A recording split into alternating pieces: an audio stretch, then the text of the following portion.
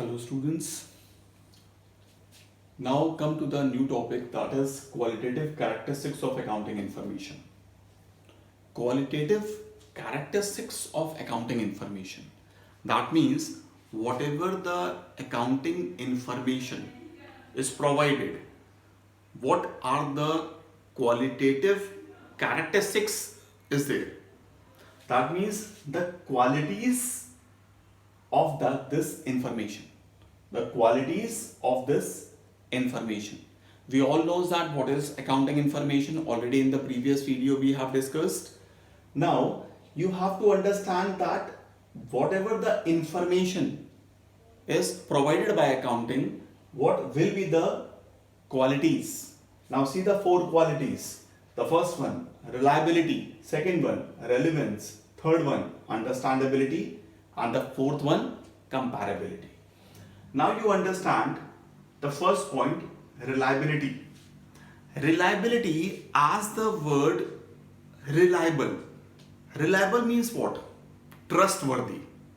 है ना, जिस पे हम भरोसा कर सके, वो जानकारी जिस पर हम भरोसा कर सके, that is reliability. अब कैसे भरोसा किया जा सकता है कि ये जो जानकारी अकाउंटिंग हमें प्रोवाइड कर रहा है, इस जानकारी पर हम भरोसा कर सकें. हाउ वी विल जज that whatever the information provided by accounting, we will trust on that information.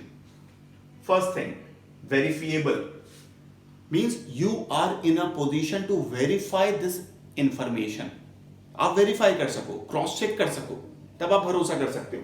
Second one, free from bias. Bias means what? impartial. Bias means partial. Free from bias means impartial. मतलब जो भी जानकारी आपको दी जा रही है उसमें किसी भी तरीके का, किसी के भी हितों का ध्यान नहीं रखा गया है. That means that is impartial. That is there is no biasness in that information. Third one, material error. Material error क्या होता है? बहुत बड़ा एरर, वो material error कहलाता है. देखो, कोई भी बिजनेस करता है, छोटी मोटी गलतियां होती रहती हैं, छोटे मोटे अमाउंट की गलतियां हो सकती किसी भी बिजनेस में. लेकिन अगर किसी बिजनेस में बहुत बड़े अमाउंट की गलती हो तो ये हो सकता है कि वो इंटेंशनल की गई हो, वो जानबूझ करके की गई हो, लोगों का ध्यान हटाने के लिए वो गलती की गई हो, तो ऐसा हो सकता है. Right? So when we are talking about material error, that means no big error is there in that information. Clear? Then only we are in position to make it reliable. तब हम जा करके हम भरोसा कर सकते हैं उस जानकारी पर. दूसरे पे आ जाओ जरा. Relevance. Relevance means relevant information.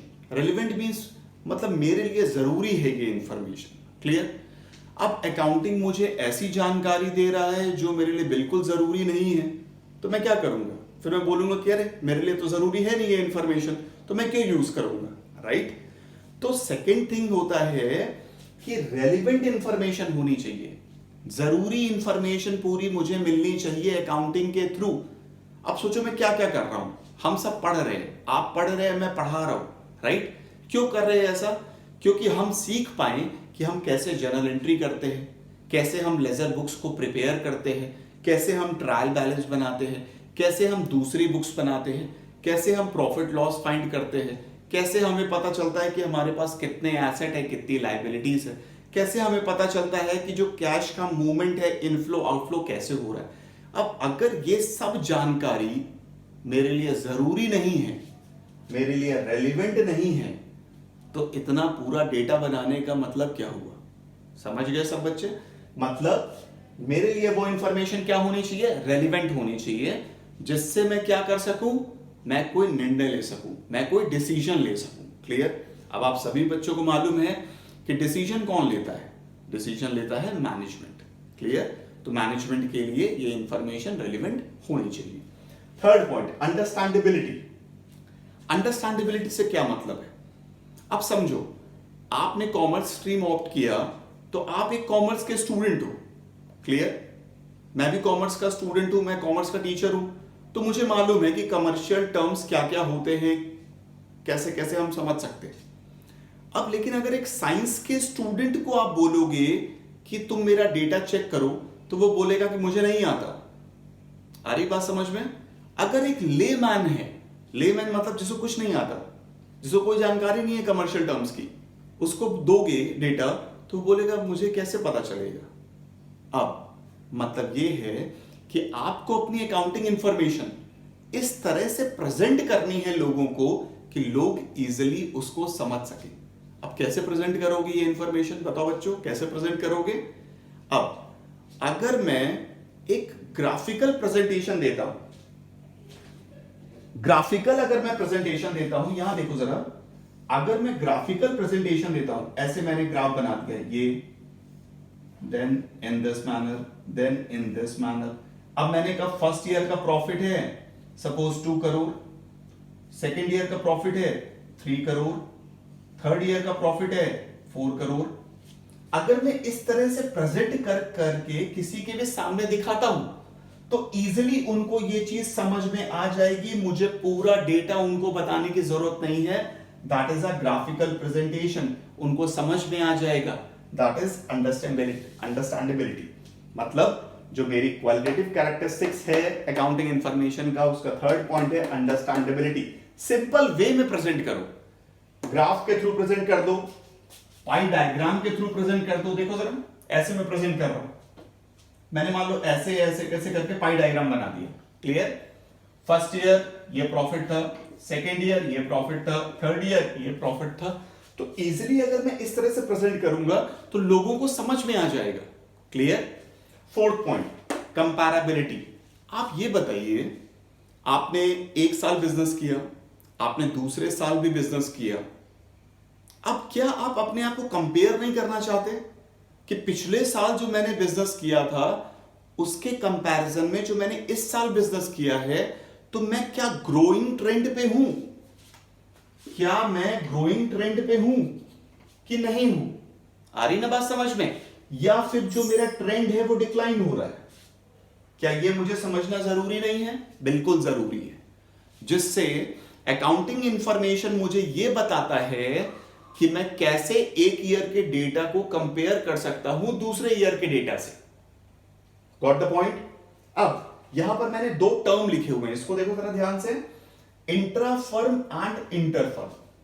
बच्चों देखो ध्यान से, इंट्रा फर्म, इंट्रा फर्म का मतलब होता है, जैसे मैं अभी आपसे डिस्कस कर रहा था कि मैं एक साल का डेटा को दूसरे साल के डेटा से कंपेयर करूं। If I am comparing the previous year data with my this current year data, then that is intra firm comparison. Got the point? जब हम एक ही फर्म के डेटा को कंपेयर करते हैं, अब चाहे वो कितने भी सालों का हो, क्लियर, पिछले साल का इस साल से, इस साल का नेक्स्ट ईयर से, नेक्स्ट ईयर का नेक्स्ट टू नेक्स्ट ईयर से, ऐसा मतलब अपने ही फर्म का डेटा जब हम कंपेयर करते हैं तो that is intra firm. Inter firm क्या होता है? जैसे मान लो हमारी सीमेंट फैक्ट्री है, क्लियर, जैसे बिरला फैक्ट्री, ठीक है, और यहां पर कौन सी फैक्ट्री है? यहां पर मैयर सीमेंट्स भी है, प्रिज्म भी है, ठीक है, केजीएस भी है। अगर सतना सीमेंट फैक्ट्री अपना डेटा केजीएस से, मैयर से, प्रिज्म सीमेंट फैक्ट्री से कंपेयर करता है तो that is inter firm comparison. Clear? हमने एक साल में कितना प्रॉफिट अर्न किया, कितना इन्वेस्टमेंट करके, दूसरे फैक्ट्री ने कितना इन्वेस्टमेंट करके कितना रिटर्न अर्न किया, ऐसे जब हम कंपेयर करते हो तो that is inter firm comparison. हो पूरे पॉइंट सबको क्लियर हो गए हैं? क्लियर है? अगर कोई डाउट होता है तो कमेंट सेक्शन में अपने डाउट्स आप लिख दीजिए, मैं उसके आंसर दे दूंगा। Thank you.